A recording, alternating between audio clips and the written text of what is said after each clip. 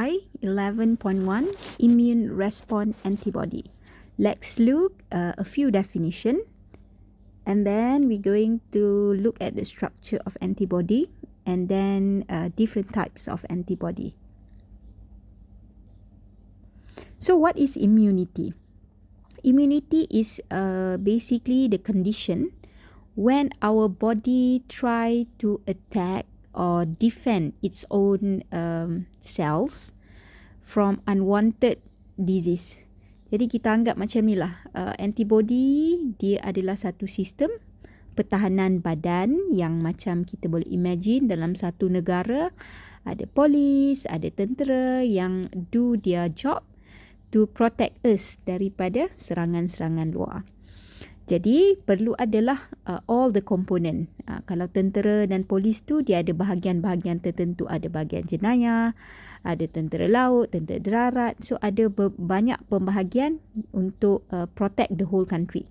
So ada beberapa komponen juga dalam immunity, which is kita ada antibody. Antibody adalah protein, dibuat daripada protein.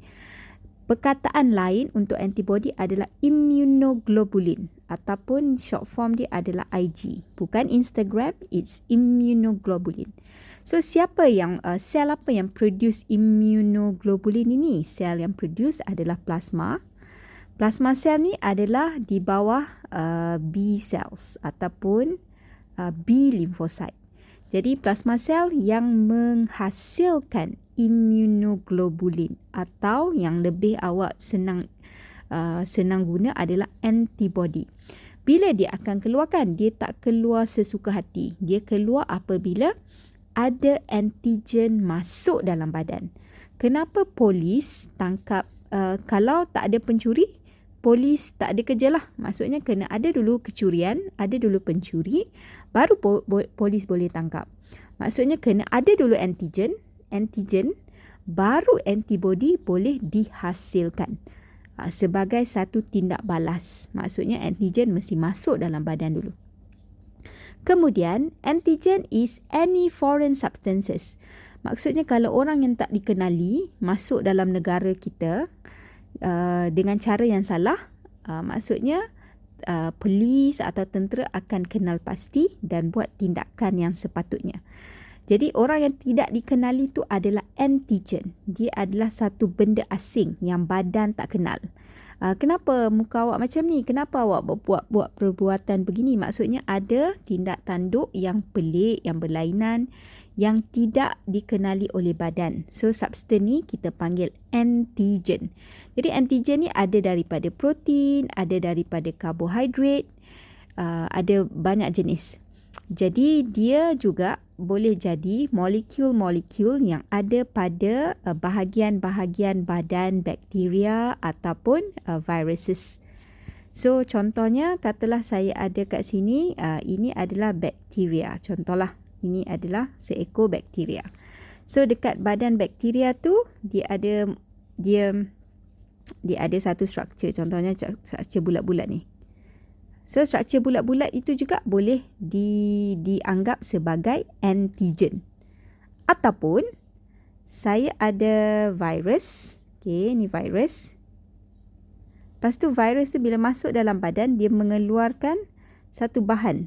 Dia mengeluarkan satu bahan yang dia release dalam badan kita. Jadi bahan itu juga boleh dikenali sebagai antigen.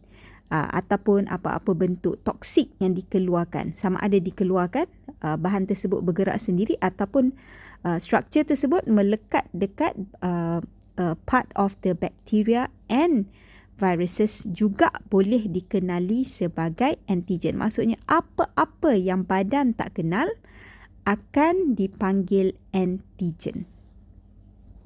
Ini adalah satu diagram untuk bagi sedikit overview berkenaan dengan sistem pertahanan badan. So kita patogen tu adalah perkataan yang digunakan untuk benda asing. So patogen ni boleh jadi bakteria, boleh jadi viruses yang invade, yang serang badan kita, yang masuk dalam badan kita.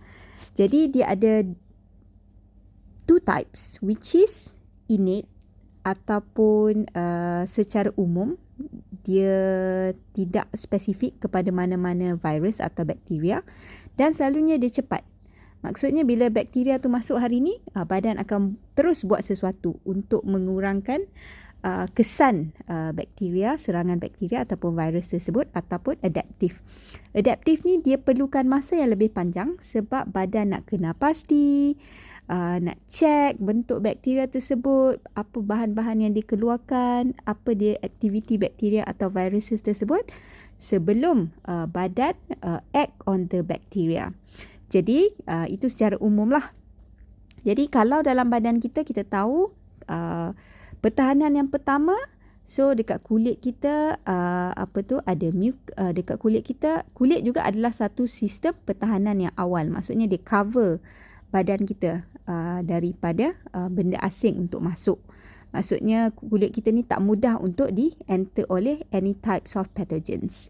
Kalau dia boleh masuk juga, dia mungkin ada bahagian-bahagian badan kita yang ada mucus. Contohnya dalam hidung, ada bendali-bendali. So bila bakteria ni masuk, dia akan melekat, dia akan stick dengan permukaan yang ada cecair-cecair mucus ni. Jadi apa berlaku, bakteria tu tak dapat pergi attack sel-sel ataupun masuk ke bahagian badan yang lebih dalam, lebih jauh. Kemudian kita juga ada second, kalau dia dah melepasi, dia berjaya melalui mucus, berjaya melalui kulit, so jangan risau, ada lagi geng-geng immune system yang akan cuba untuk attack bakteria atau viruses tersebut dengan beberapa cara. So nanti kita akan tengoklah, so bukan semua ni akan kita tengok dengan detail. Kemudian bila kita cakap pasal adaptif ni dia mengambil masa untuk badan respon. Jadi dia lebih spesifik, dia kena pasti betul-betul bentuk dan dia buat tindakan yang lebih berfokus dan lebih berkesan. Ada dua jenis, ini kita akan go through detail iaitu cell mediated immune response apabila ada sel dalam badan kita di-attack oleh antigen ataupun viruses ataupun bakteria. Dan antibody mediated ataupun humoral immunity apabila ada production of antibody. Jadi kalau ada antibody dihasilkan, dia akan melibatkan antibody mediated. Tapi kalau cell mediated, antibody tidak dihasilkan. Ada beza ya dua ni, walaupun ada beberapa step yang lebih kurang sama. Kita lihat dulu structure antibody.